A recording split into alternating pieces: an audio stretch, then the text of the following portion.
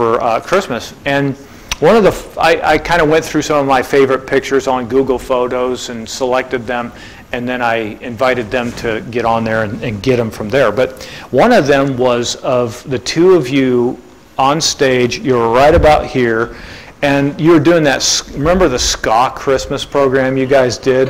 With the, it's rock with a horn section. It was that whole, you guys were doing all ska, right?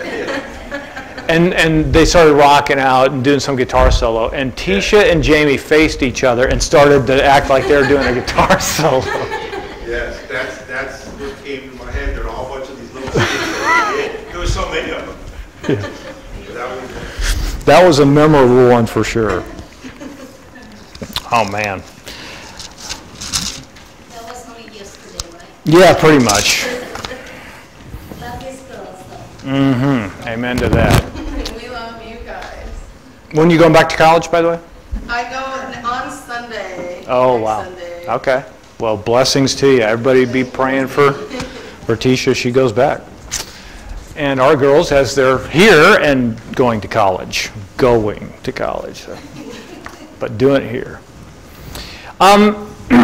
Years ago, Seinfeld was the biggest show on TV for a while there, and they ended the whole series with a two-part cliffhanger about an incident that they tell about, where the four main characters in the show fly on like NBC's private jet, and they're on the way to Paris, but they have to stop off because of some plane issue or whatever in some little tiny New England town. And they stop there, and they're killing a few hours while people figure out the plane stuff and whatever. So they're going around this little town, and across the street, they see a guy getting mugged. And of course, they see this in New York all the time, right? But now in this little town, they're watching this guy get mugged. And instead of going over and helping the guy who's getting mugged, they start cracking jokes at him. At, you know, his weight, or, you know, the way that he's acting afraid, or they start making fun of the guy, right? And the guy who's getting mugged notices them over there making fun of him.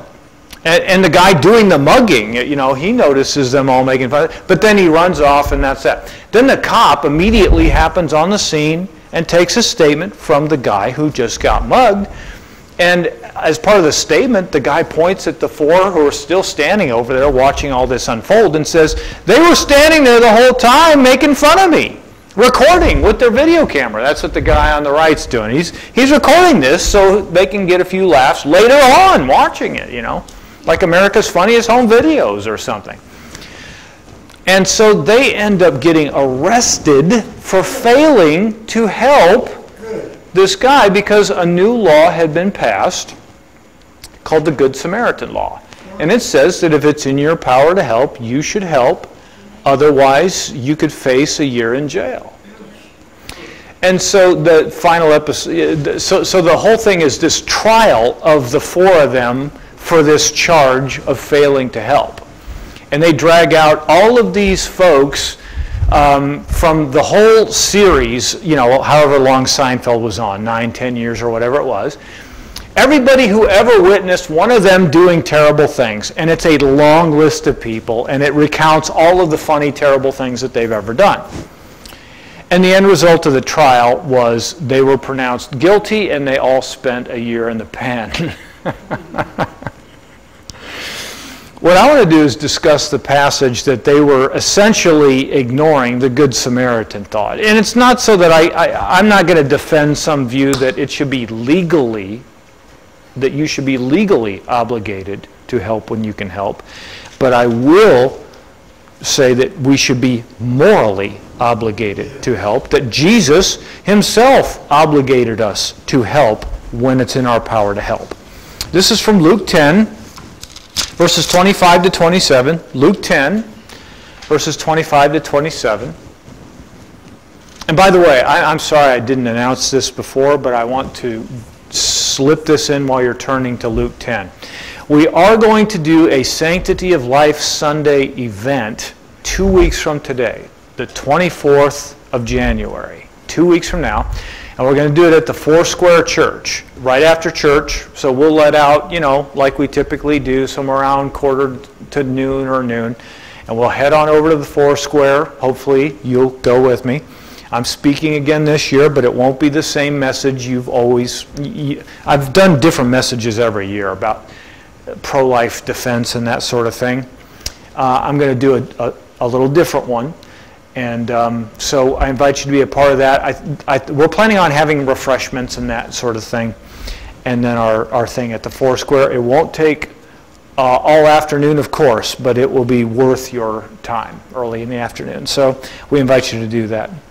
Okay, are you in Luke 10? Yes. Let's read the parable of the Good Samaritan. Verses 25 to 37. On one occasion, an expert in the law stood up to test Jesus. Teacher, he asked, what must I do to inherit eternal life? What is written in the law? He replied. How do you read it? The guy answers, love the Lord your God with all your heart and with all your soul and with all your strength and with all your mind. Right out of Deuteronomy 6, 4, and 5, right? And love your neighbor as yourself, out of Leviticus 19. You have answered correctly, Jesus replied. Do this and you will live. Okay? But the guy wanted to justify himself, so he asked Jesus, and who is my neighbor? See, he wants to limit the people who qualify as neighbor so that he only has to love some and not others. In reply, Jesus said, a man was going down from Jerusalem to Jericho when he fell into the hands of robbers. They stripped him of his clothes, beat him, and went away, leaving him half dead. A priest happened to be going down the same road, and when he saw the man, he passed by on the other side.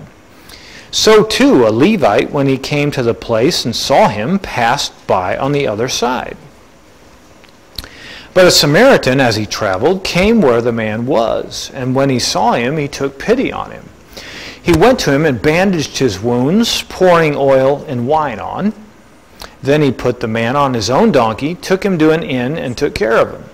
The next day he took out 2 silver coins and gave them to the innkeeper. Look after him, he said, and when I return, I will reimburse you for any extra expense you may have. Which of these 3 do you think was a neighbor to the man who fell into the hands of robbers? Now watch how the guy answers this question. The expert in the law replied, the one who had mercy on him. He couldn't even bring himself to say the Samaritan. He hated Samaritans so much. The one who had mercy on him. And Jesus told him, go and do likewise. This parable teaches 3 related things. The first is, of course, love your neighbor as yourself, which is a really pithy saying. It's memorable, okay? But it needed to be illustrated with this specific kind of scenario so that we would know the lengths to which Jesus expects us to go to help people in need. So let's talk briefly about what love is. Obviously, he doesn't mean romantically love your neighbor as yourself, because that only applies to one person that you're going to be married to. It's obviously not meaning love like we use love to refer to that type of love. It doesn't even mean friendship love per se. Like, okay, you have friendships with absolutely everyone, because you're not going to meet absolutely everyone. That's just not the focus of this story. The Samaritan was not a friend already of the guy. I mean, Jesus gives us no reason to think so. This has got to be some other kind of love. Is it mere sentimentality? That is, that when somebody's going through a rough time, you should get a lump in your throat and a little, tear in your eye, little pity in your heart for them, and then go on and not do anything for them? Now, that clearly isn't all that's going on, because the Samaritan pitied the person and therefore did what? All of this stuff to help him, right? So the pity is it unimportant? No. Sometimes pity moves you to do something for someone else, but even if you don't have the feeling, you still have the obligation to do for that person in that situation. So the action is crucial to what love is. Love is an act of acting for the benefit of the other person. Meeting the need. But, of course, we want that love to be sincere. There's a passage, I think it's in Romans 13, love must be sincere. Okay? So we need to meet the obligation. We need to do for them, and hopefully we feel compassion for them along the way. And if you say, well, if I don't feel the compassion, wouldn't I'd be faking it, I wouldn't really mean it, and therefore I shouldn't do it. Do for the person until your heart catches up with your hands. Amen. Okay? You'll grow a heart eventually, like the Grinch, right? It was a couple sizes too small. It'll grow. You'll get it. But it's funny how to do something can sometimes lead our insides to that sort of thing. Okay? So we need to love our neighbors ourselves. How do you take care of yourself? Do you feed yourself? Yes. Do you clothe yourself? Obviously, you're all looking very nice today. Bill's hat and all. Well, I know where you went with that. Do you brush your teeth? Oh, yes. Otherwise, you'd be breathing your halitosis all over us when you say, hi, how you do? Hallelujah. Just say that a little farther. Social distancing. Dragon breath. Yeah, dragon breath, right? If you do those sorts of things for you, then someone who cannot do that for themselves, that's what we're supposed to do for them. So the way that we treat ourselves should be the standard of how we treat others. So you really see this when people like a mother feeds her child because the child can't feed herself, right? A mother bathes her child, or father bathes his child because the child cannot bathe herself, right? You do, and then of course, when it gets to the other end of life and the parents can't take care of themselves anymore, the children should be returning the favor. It's the same. Okay, so, but they're doing for their child or their parents what they do for themselves. Okay, that's a really high standard. But your treatment of you is the standard for your treatment of others. That's the thing to take away from this parable, among other things. 2, everyone is your neighbor. Everyone is your neighbor. Now, Jesus is assuming this in his answer, although he's also shifting the question from who is my neighbor to who was a neighbor, but we'll talk about that in a little bit. But the assumed answer to the guy's question is everyone is your neighbor. Okay? There have been many attempts in history to exclude some people from the category of human being. Oh, they're not really human beings. Or persons. They're maybe humans but not persons, or they're blobs of tissue.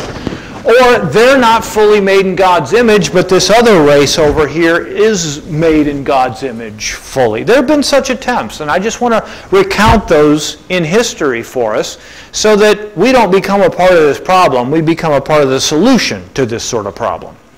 Consider, of course, the most obvious example, Nazi Germany.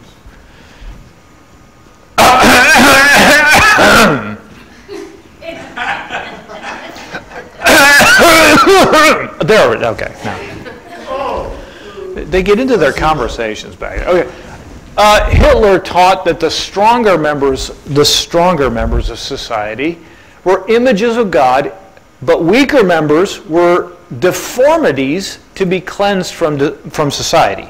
Now, to him, the stronger members that were made in God's image were the Aryan race. Okay? Not just white Europeans, specific sets of white Europeans as opposed to like Eastern European Poles and Czechs weren't so much. But, you know, his group was, right? And of course, who were the lesser ones in his mind? Jews, black people, gypsies, Poles, and all these other groups. Okay? And so he was willing to exterminate them, 11 million strong, in concentration camps, because if you could cut them off, they won't breed, and then who will be reproducing? Well, the Aryans, and so the Aryans inherit the earth, and boom, your 1,000-year Reich. He thought, helping out evolution. But what he was really doing was killing people made in God's image and rationalizing it with his ridiculous racist theories, which were shared, by the way, by a lot of American eugenicists in the early 20th century, but the brakes got put on for the time being because of these atrocities. So here you have one group saying another group is not in the category of neighbor that I need to love as myself. Okay? Other attempts were made. Native Americans, especially throughout the 19th century, this sort of thing happened. One of our Supreme Court justices, Oliver Wendell Holmes Sr., well, actually, let's see. This might have been the father of the Supreme Court justice. Now I'm trying to remember which one it was. It was Sr. that said this. He supported efforts to suppress the Native American population, to exterminate them and to keep them from breeding, arguing that Native Americans were not as fully God's image as white people were. And again, others shared this view of Native Americans at the time. Maybe not everyone, but this was a thing in the 19th century. One of the real blots on the conscience of the United States. Okay? Of course, you know that black people were treated this way as well. In about the year 1900, Reverend Charles Carroll, this is a man of the cloth, a preacher, published a book that argued that black people were not made in the image of God. And again, this, in his mind, would then justify treating them in terms of slavery or, Jim Crow and these other deplorable ways that black people were treated. Some people have said this sort of thing about women too, that they are not made fully in God's image. Here's a long, embarrassing list. That's even worse. That is the most reprehensible book cover I've ever looked at. Get us off of that and go to the next one. This is a long and embarrassing list of theologians who taught that women are not fully made in God's image. Now, some of them said they're partially in God's image, but not as much as men, and others that it was only men made in God's image. But either way, this is and some of these are really important theologians in history.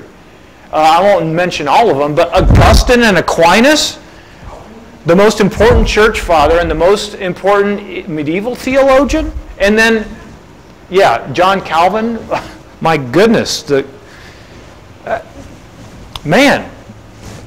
So, again, these are all attempts to say that some people are somehow better than others, and some people don't fully measure up. They're not fully persons, or fully human, or fully made in God's image, or fully something, or fully neighbor, to love as myself, perhaps.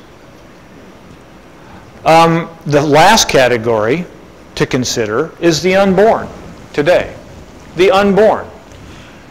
Here's a group of people.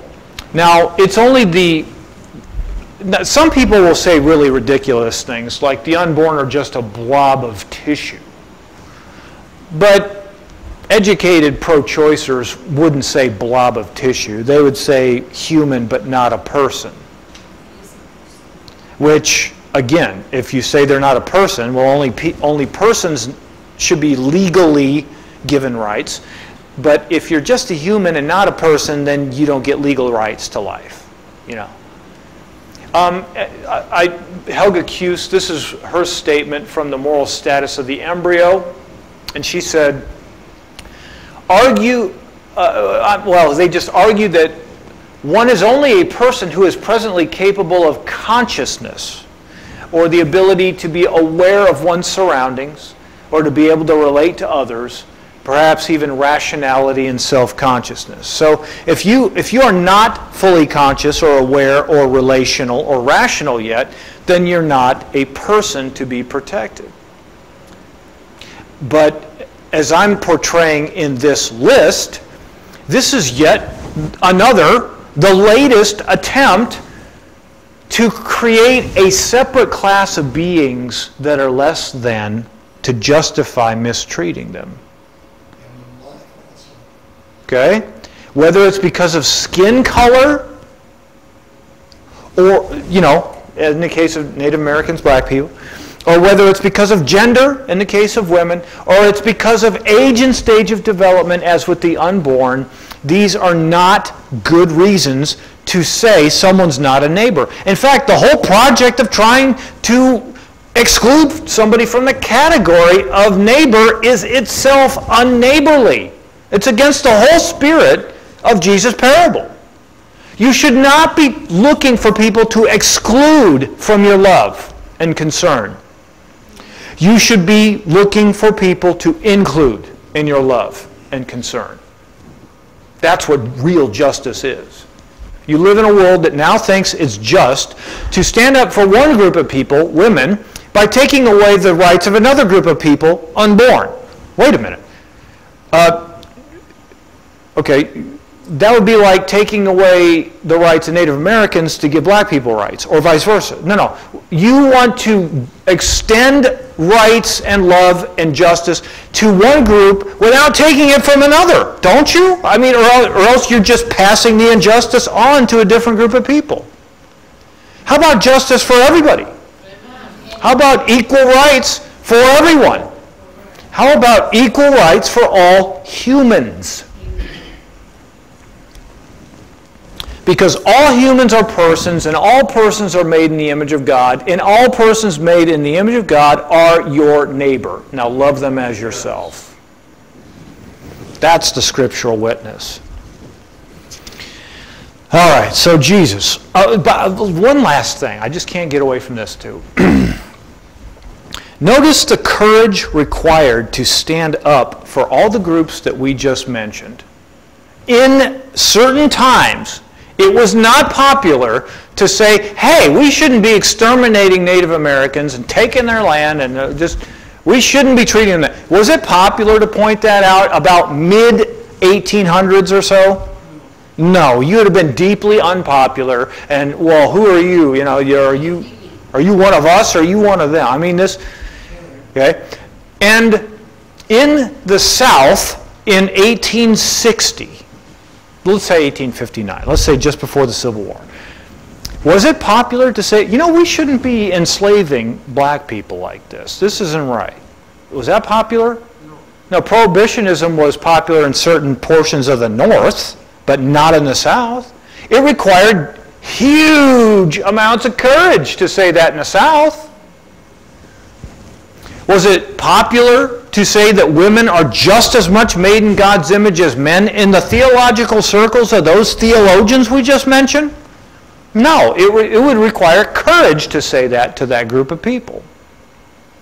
Now, if you go to the University of Oregon campus today and you say, equal rights for the unborn, is that a popular message there? No. You will get people screaming at you, canceling you. Okay? It takes courage to stand for some neighbors who have fallen out of favor for whatever reason in society. It takes courage. Never let the popularity of an idea dictate to what extent you will stand for it.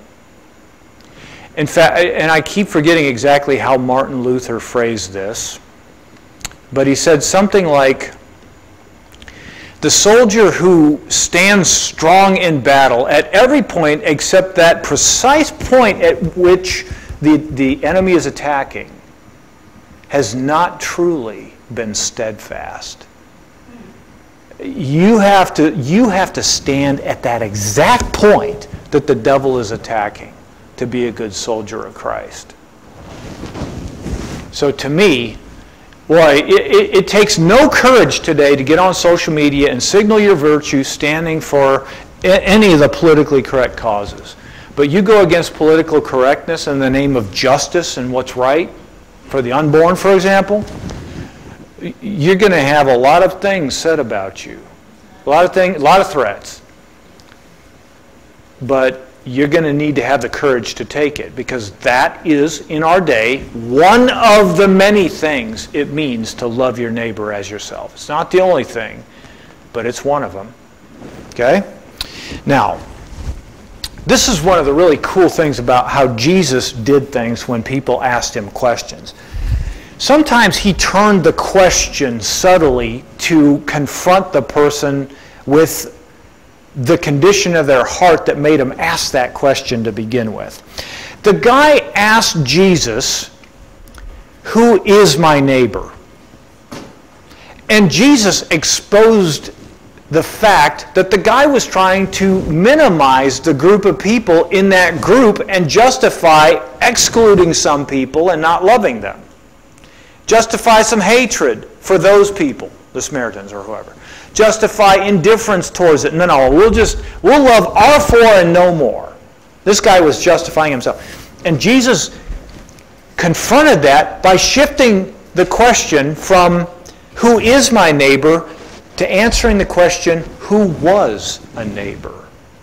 This is about how you treat people, not whether other people qualify to be treated well by you. This is about if you're neighborly, if you're loving, okay? And that gets rid of all excuses to harm people and to ignore their plight when they suffer. Let's say it's National Slap Your Annoying Coworker Day, okay? PowerPoint me this, will you? We got this? Okay. If you're not sure who that is, I'd call in sick if I were you. Right? See, some people, though, they post a lot of social media messages about how annoying people are and how they'd really love to just be able to go around slapping people that annoy them and all this sort of thing. And very few people ever think that they would be the slappee rather than the slapper. Or how about saying, of somebody else, oh yeah, he'd give a glass of water to a drowning man. You ever heard that expression? That is cold. It paints a picture, doesn't it? It's literally and metaphorically cold. Some people, I think, feel that way about Democrats. In this church, I'll just say that. If I were in another church, I might say some people feel that way about conservatives and Republicans. But whatever it is, all right, some people just, some subtle hatred, maybe not so subtle sometimes. I've told you before that I think Donald Trump was a giant orange middle finger to the left. Okay? Because for 50 years they poured out their hatred for us, told us how stupid they thought they were, and then were shocked that we didn't like them and want to see them in power. He was a middle finger, right? But some of the people extending that middle finger were church people. A lot of them. You know that. That's not all he was. I know there's more to it than, but I'm saying that's one of the motivations that people need to examine. But people on two sides of this political divide just can't stand each other. Can't say enough terrible things about the other side. Can't accuse the other side of enough evil. Especially, man, the vitriol poured out towards anybody who voted Republican in 2016 when the Capitol was being invaded in the middle of the week. Do you remember that? Then everybody who voted for Trump was guilty of all this. Rather than just the, hundreds or however many of people actually invaded the Capitol, it was 70 million Americans who were guilty of this. My goodness, come on. But again, what we're doing today is we are finding justifications to not love our neighbor as ourselves, to others instead of neighbor others. But let's just have a little fun with application for a minute and think about some scenarios in which we might apply the Good Samaritan parable. What if you were attending a basketball game between the Devil's Lake Satans, that used to be a real team in North Dakota, Devil's Lake, North Dakota, their mascot was, they were the Satans. The Devil's Lake Satans versus the Shiloh Christian Saints. This was an actual basketball game, but I took a few liberties with the story. As their respective cheerleaders lobbed their taunts at the other side, tempers began to flare. And the next thing you know, the Saint mascot has given the Devil mascot the chair and is now rolling on the floor, landing body blows. The Devil, for his part, recovers and begins to drag the Saint towards his school's pyrotechnics display in order to light him on fire, the real world's closest approximation to dragging him to hell. Should you, A, I know I like this. I like it a lot. It's really fun. Yeah, okay. Photobomb them and post the picture on social media. B, call an exorcist. I like that one too. C, confront the unsaintly saint mascot for his sin. Or D, just try to break up the fight. Probably D would be a godly option. All right, but maybe a little more seriously, a little more real life here. What if you felt slighted by your spouse? Maybe your spouse said something rude or kind of sharp to you, and you know how that is when your spouse does that, and they've done it before, and so there's this history, and you just kind of, right? But then later on, something happens to your spouse. They have something, I mean, not they die. I'm just saying something bad happens, okay, and they're having a rough day, but the last thing you felt for your spouse before that was irritation. Can you get over your irritation and be there for your spouse in that moment? Now, are we in Realville now? That's kind of how life happens. This is when we need to learn to love our neighbor as ourselves. And man, you really can't exclude your spouse from neighbor, can you? What if you were at school and you saw a really unpopular kid being made fun of for what he looked like? And let's suppose you didn't think he looked very cool either. You agreed with the assessment of the mockers, even though you didn't mock him yourself. What should you do? Now, people face this choice all the time when they're young, and sometimes older than that at work or whatever. Do you suddenly become a part of the wallpaper? Blend in and just, I'm not even here, you know? Wallflower. Or do you stand up for that person and try to put a stop to that? Or maybe you want to be more subtle and wait till it all ends and secretly befriend that person or something. But do you somehow find a way to treat that person the way that you would want to be treated if you were being made fun of? How does it feel to be made fun of by all the cool people? It's not fun. Not for adults either. For kids, even worse, because they have zero confidence in themselves sometimes when they're in junior high or whatever. Love your neighbor as yourself.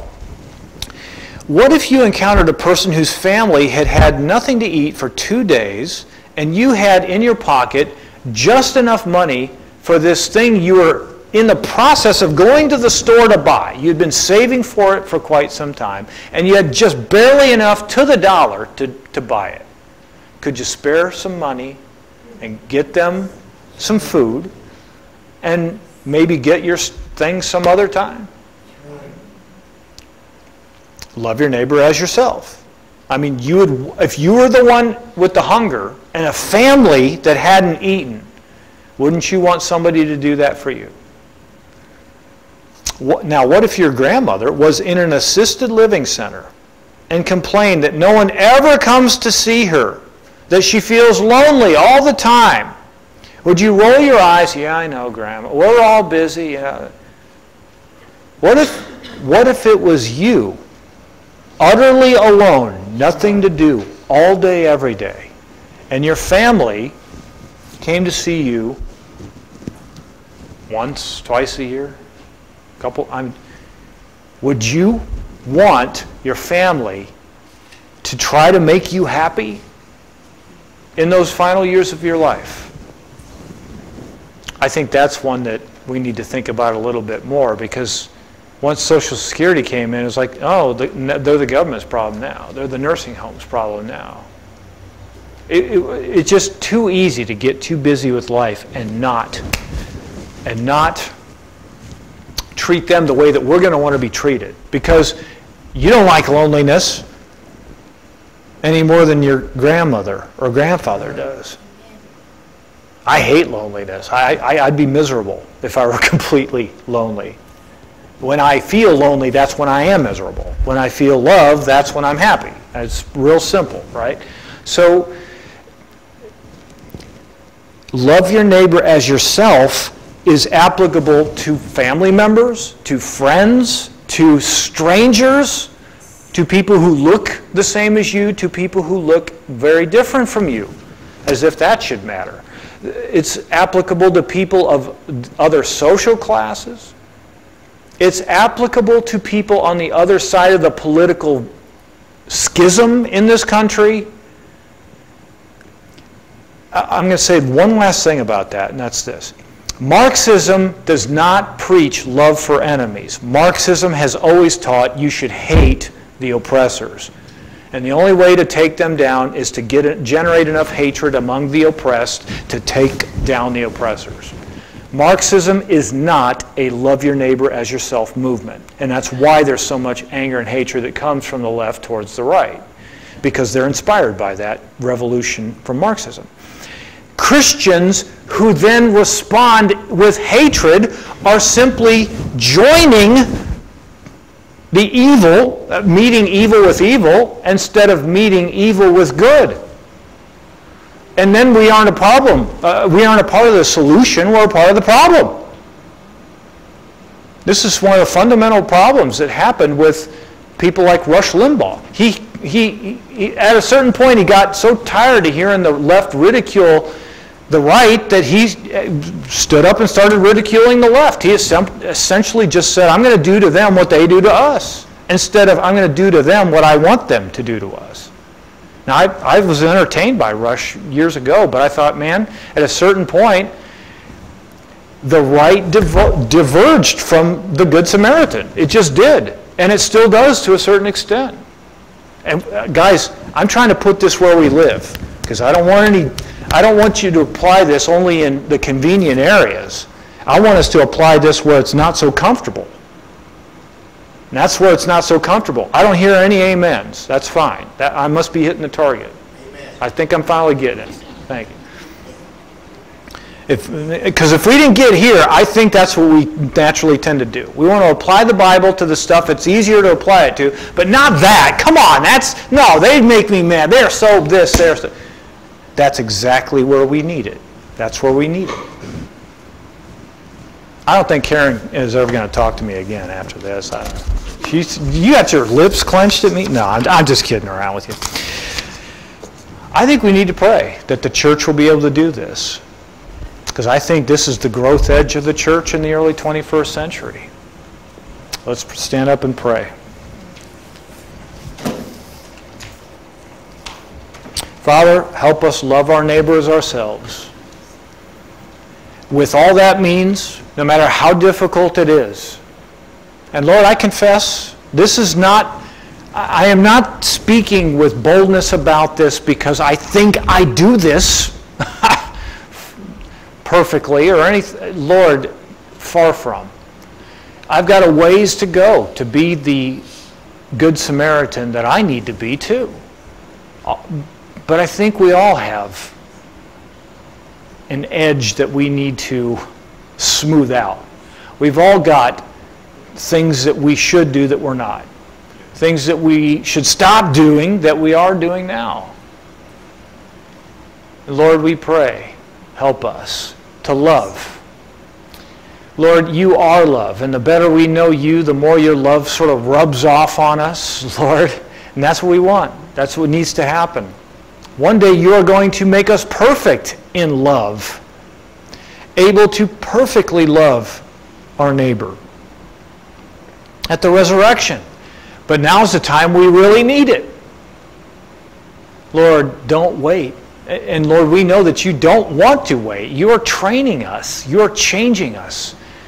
Sanctification, that glorious doctrine that you are cleaning us up throughout our lives, making us more like you by the power of your Spirit, making us more loving and virtuous. Lord, that is as much a blessing promised in the gospel as is forgiveness of sins and escaping hell and going to, the new creation. We think of those as blessings. Let us also think of your transforming us into the image of your Son as a blessing promised in your new covenant to us. Let us relish that. And we pray that you'd help us to do the hard things, to love the people that are hard to love. It's easy to love the lovable. It's easy to love our little babies and grandbabies. It's easy to love those who treat us well. That's what praise and reward should we get for that? Lord, the praise and reward comes with loving the unlovely, loving those who hate us.